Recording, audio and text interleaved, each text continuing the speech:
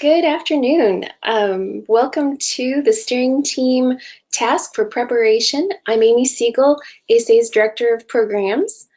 And I'm Tina Wiseman, Strategic Planning Specialist. Welcome.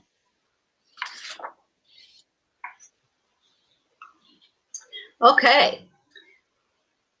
You can see that we are nearing the end and just headed for the finish line here. So this is a good meeting to have, a good video to be watching.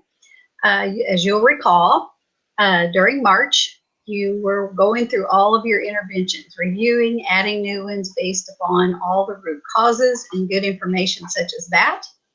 And then moving ahead, while you were doing those interventions, you'll remember going back or thinking back that there were three parts to each intervention. There was a description, and there were the external expectations, and then the initial preparation.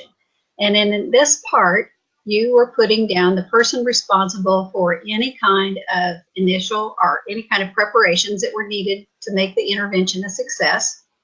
The implementation dates at that time were put on, and then any additional intervention development needs, whether it be an evaluation you wanted to do, professional development, if you need funding or resource securement, this is where you would put all of this information. So this is an example of I believe this was Math Club, yes.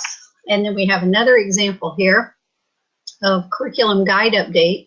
And so basically the same thing. This time there's not all of the additional intervention development needs. There was just mainly one thing that was going on as a result of that.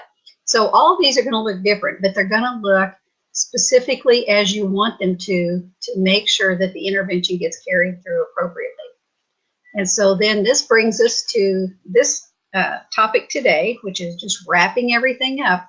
And these are the actual preparations built from that initial preparations page. So we're going to be looking at the persons responsible, the timeline, evaluation, professional development, funding, and resource securement in real time. And from there, I'll hand it over to Amy. So the big thing about preparation, as Tina said, we have 4 components. We actually have a 5th one that I forgot to add on here. We added a section for other, just in case there's anything that didn't fall in evaluation, professional development, funding securement, or resource securement. So we do have a 5th one for other if you need it. And a lot of times we're asked, why do we have to prepare the interventions?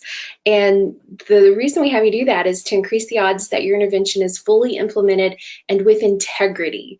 We all have written school improvement plans in the past that sit on the shelf, and this step really helps ensure that that's not going to be this plan, that we have a plan for putting everything in place that needs to be in place to make sure that we really implement this intervention, because nothing happens if we don't implement. We're not going to change our data ever if we don't implement.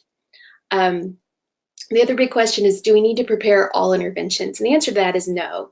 There are interventions that you keep in your plan, sometimes just to make sure that they keep going on their own steam, sometimes because they're a requirement for DOE and the Indiana legislature. They might be something Title I demands, and it has to be in your plan, but it's something that you've been doing so long, it doesn't really need preparation. It's something that just gets done. So, so not every intervention, but definitely new interventions need preparation, and big interventions that involve a lot of people. I would advise that you prepare more than you don't prepare. The more dates and the more planning you put in place, the smoother it is for you to actually get those interventions going. And the other question, can we change our mind? If you set up an intervention to not have any preparations, you can definitely go back, and I'm going to show you how to do that in just a moment. Just this moment right here. So we will move over. So this is our school, and we have 5 preparations, or I'm sorry, 6 preparations. 5 have met criteria already, and 1 is not submitted. So let's take a look at our list. And let's say that attendance mentors, we have it set up so that it's expecting to have preparation added to it. And the reason we know this is because the blue icons here indicate that this was initially set up to expect that you're going to enter at least one preparation area. So let's say that we've changed our mind about attendance mentors. We don't really need to do anything. Sorry, let me go back and do that again. We can revise. And so we click on the yellow icon and we're taken to the initial preparation tab back on the interventions.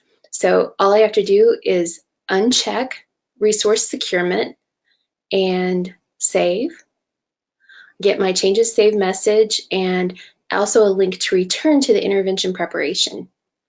So I do that. Oh, that didn't go back to where I thought it was going to go. Let me back to process. And back to our interventions list. So now, because I unchecked the only one that was checked on the initial setup, now it tells me that no further development needs were indicated for this intervention. So if I'd done the opposite, if initially I had indicated that we didn't need any development needs, then I could go back and edit it again and indicate that we would like to add some tabs, and then my icons will be blue. So let's walk through one of our interventions and just go over doing the data entry for this. So the first tab is always going to be evaluation. And as you can see, I filled out the form on evaluation and I checked that the entry for this tab is complete. Evaluation is really a helpful step when you're, especially with newer interventions, that you want to make sure we're measuring, did the adults change the practice that we wanted them to change so that the intervention we can tell that it's been implemented. So, we always have you put in target data and baseline data and a person responsible for collecting the follow-up data, which is very important. In professional development, we have a link to the professional development activity planning guide. That's also linked on your process page, so it's easy to get to. And you'll see that we also have linked to the core professional development principles. I believe that, yeah, that was developed by the state board. Excuse me. And I have several things entered already. To enter another step in our professional development, I just pull up the form and go through and fill out each of the dates. I can add more than one date too. That's an important thing to know. So if this is something that's going to recur every quarter, I can put in 4 dates. If it's something that recurs once a month, I can put in all of those dates. It's great to put the dates on this. That way when you pass out your calendar, everybody sees, oh, we're having a meeting on this date, and they can get those into their personal calendar. So be sure to add those in as needed. And then these are questions that are important to answer. Will this professional development activity occur during contract hours? And the anticipated result of professional development. Make sure you set up your expectations clearly. Tina's going to go over more about professional development and setting up your professional development plan, but that is the entry form. So when you're finished, you just click save. I'm going to click the X because I'm not saving anything. And then you'll see as you add things, it'll build your professional development plan to here. On the resources tab, you have the resources that you can add in what materials or human resources you need, and then you add a task for securing. So whatever your task name is, the person responsible, and a deadline.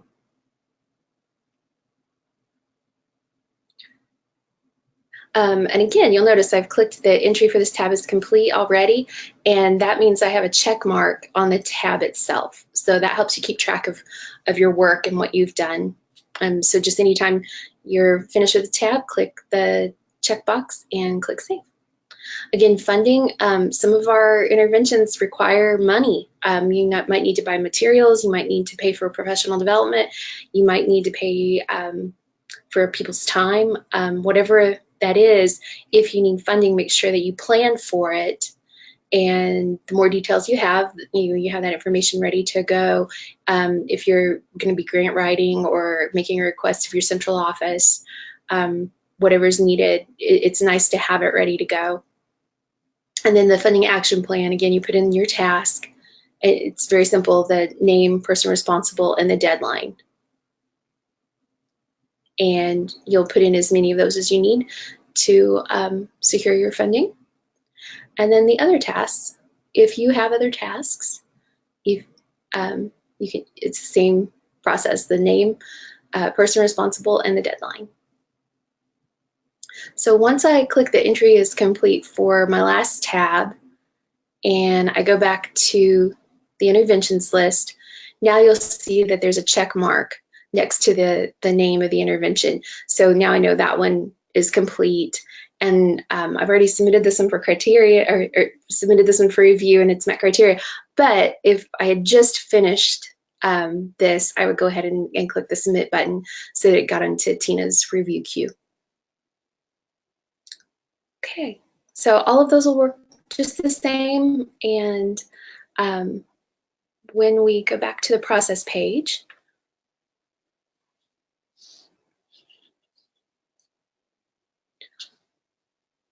we give you, it lets you know when you have 5 meets criteria and nothing else, then you've completed, you've submitted, and all of your preparations have been reviewed. The next step, step 5, is really important because the system needs to know that you've finished with your preparations, and we just like for you to confirm that. So this has already been confirmed, and it's just letting me know that that happened and when. Okay. Switching back. Tina, would you like to go over the rubric? Sure. The preparation report, you remember that we have a rubric for everything. So here again, you can look at this ahead of time. You can see what's going on.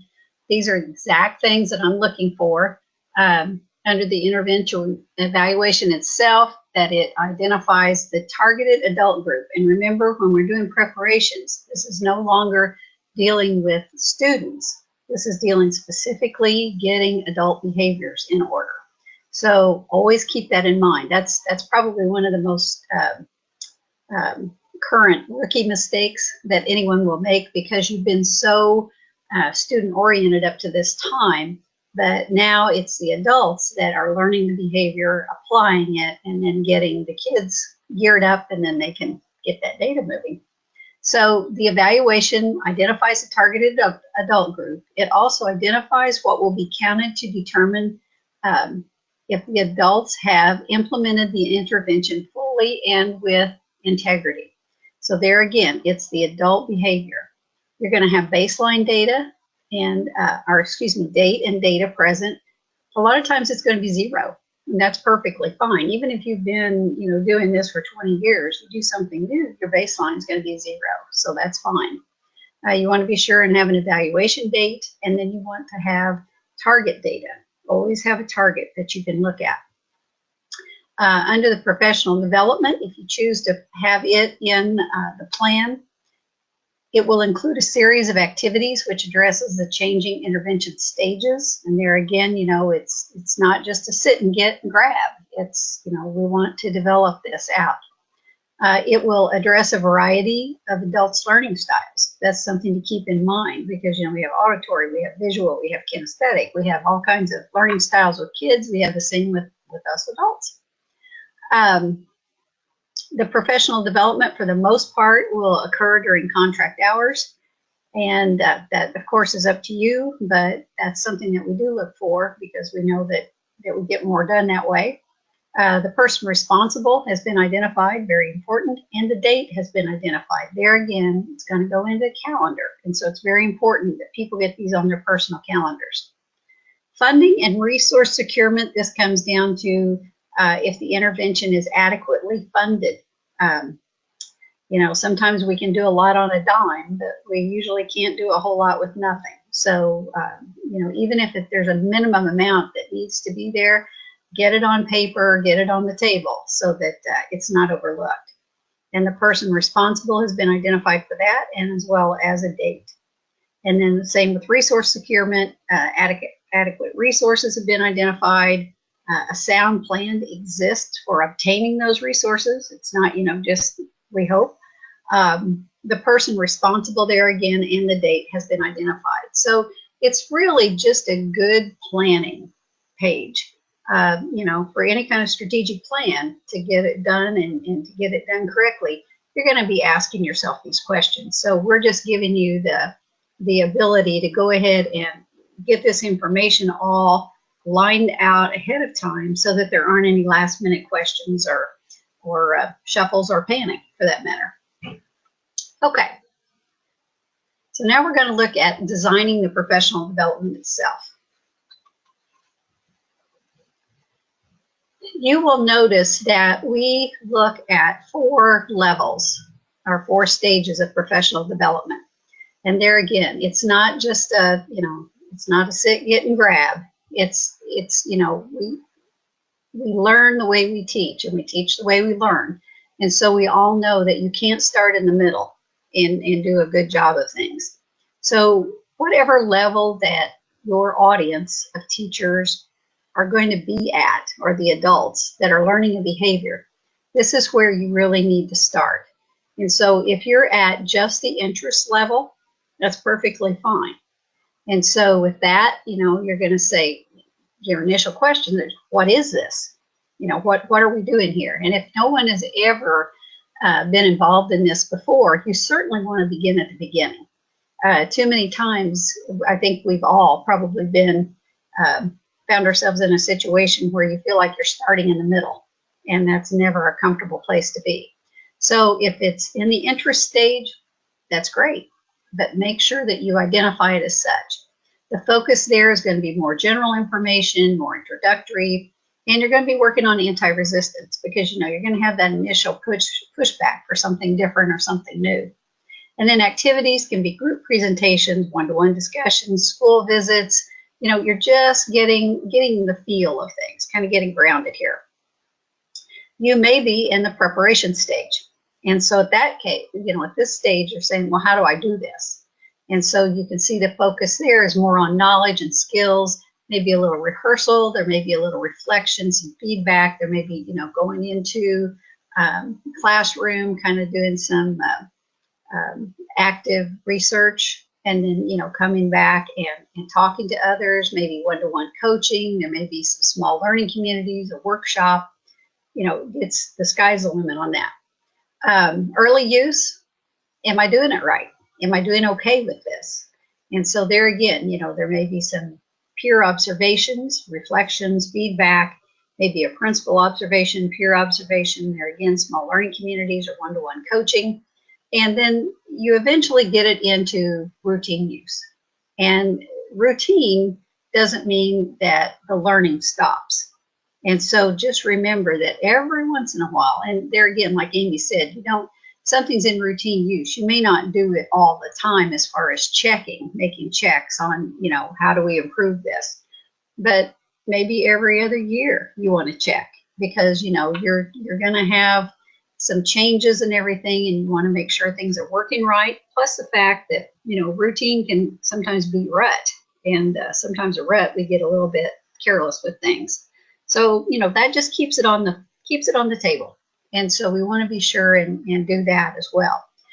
You may have all of these stages within a year because you may have 4 different types or 4 different times that you're going to be working on this.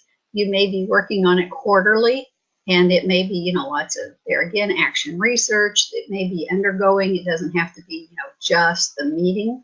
And so, you know, you may see to where you're going to go through from interest to routine use by the end of the year with this professional development.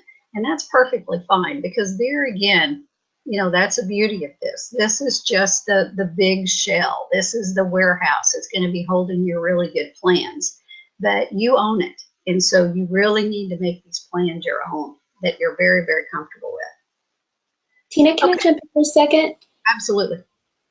Just a reminder too that you could have more than one level going on in a year because you have new teachers, or you have Absolutely. some teachers who just loved what you started last year and they just ran with it and they are already in routine use. And you may have some reluctant teachers that are Mhm. still kind of holding on to that preparation because they don't feel certain about it. So this is kind of our differentiated instruction for teachers. So figure out where everybody is and what they need to keep putting this intervention in place.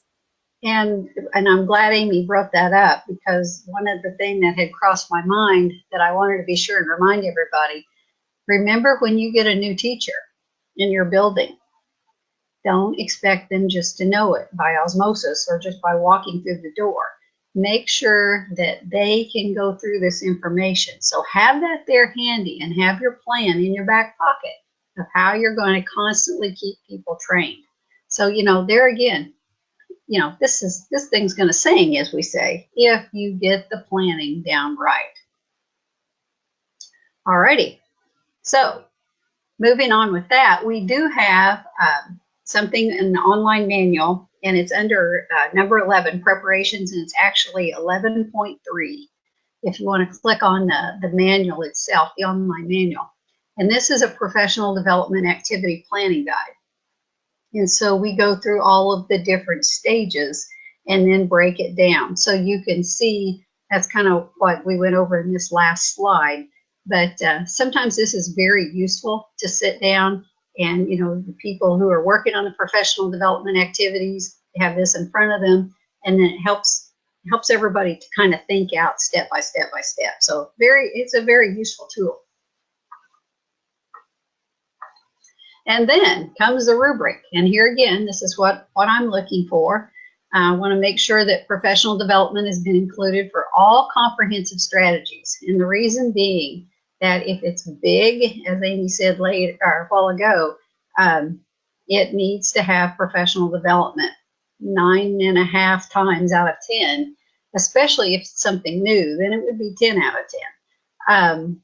You need to get people in a comfort zone as far as being very aware of what's going on and being very confident in what's going on and have that safety net. And this professional development can certainly help with that. And that professional development activities collectively create a culture of collegiality and collaboration. There again, just sitting and staring at a screen or staring at one person talking doesn't build collegiality, it doesn't build collaboration. So have it to where as you're planning it, what really works, and ask around and see, what works best with your group. And then if you're a Title I focused targeted school, I'm going to be looking that the professional development has been entered for interventions related to the English language learners. It's based on the menu of approved professional development for focused targeted schools, limited English proficient students, and that is provided by the Indiana DOE, and it includes monthly activities, and that would be for the Title I focused targeted ELL students who did not meet AMO. That form is online. If you have any questions about that, you can give me a call, send me an email, and if you can't find it, I can send you my link to that. And then professional development has been entered for the interventions related to special education students, because there again, the Title I focused targeted kids, special ed kids who did not meet AMO, you must have professional development. So, keep that in mind. So those of you who are Title I focused targeted, keep this on the front burner and make sure that this definitely falls into your professional planning of your interventions. And just a warning, I've known Tina to go back and look at last year's professional development summary and make sure you're not resting on any laurels. If it's not progressing, she'll probably send you a note and make sure you realize that it hasn't progressed, and get in touch with you about that so that you're making really good progress on your interventions. Okay, a quick review of reports. So the first report is the preparation report, and this is each individual intervention has its own preparation report. So it's called preparation details, and it'll have the title, and then all of the preparation information comes below that. Make sure that the people who are responsible for tasks, like in this case, John Smith, that John Smith has the full copy of the preparation report, because John Smith is responsible. We want to make sure John Smith knows what he's expected to do. The professional development report for all interventions collectively. This is the summary that Tina will be going over for the rubric we've just looked at, but it's also something that you need to take to your local teacher association and seek approval for the professional development. So just have them look that over, and I think most schools keep on file that they have that approval. And then the other report is the preparation calendar. And this is something that we encourage you to distribute widely. We want to make sure that everyone involved can put dates in their calendars well ahead of time so that there aren't any conflicts. So again, this will have the dates, which intervention, the preparation area, and then the task and the person responsible. So you might just make sure if it's teacher workshops, make sure all teachers have those in the calendar. If you want to highlight those for folks, or make sure that they have a note saying look for this on the calendar. But that gives everybody an idea of the things that are going on to make sure your interventions, after everybody's participated in this work and they've done so much to help you develop this plan, it's great to let them know what to look for in the coming year so that they can see that the intervention is actually being put in place. And then we come to the end. Once all of your preparations have met criteria, we are going to, let's see, I need to submit my professional development summary. And that's submitted for review. Go back to the process page. And I'm going to submit the preparation calendar for review.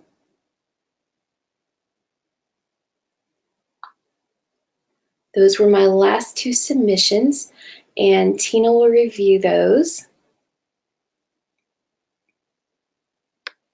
Tina has already reviewed those.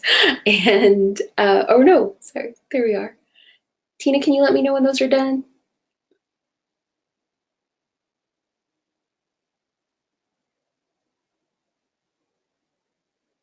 Just getting ready to click the last one. Okay. And we're there. Okay. So now the exciting part comes where I'm down at the very end of preparation. Everything has met criteria, and now SIP completion, section 10, step 10, it's now ready. It's live. So if you're looking here and you see meets criteria and everything, but this still isn't live, you need to scroll up and figure out what hasn't yet met criteria in your plan. And it could just be something that you overlooked. You just didn't get it submitted. You thought you had, but you go ahead and get that submitted. Tina will get it reviewed, and then this will become live. So we go ahead and submit our SIP completion, and go back, and then Tina will review it.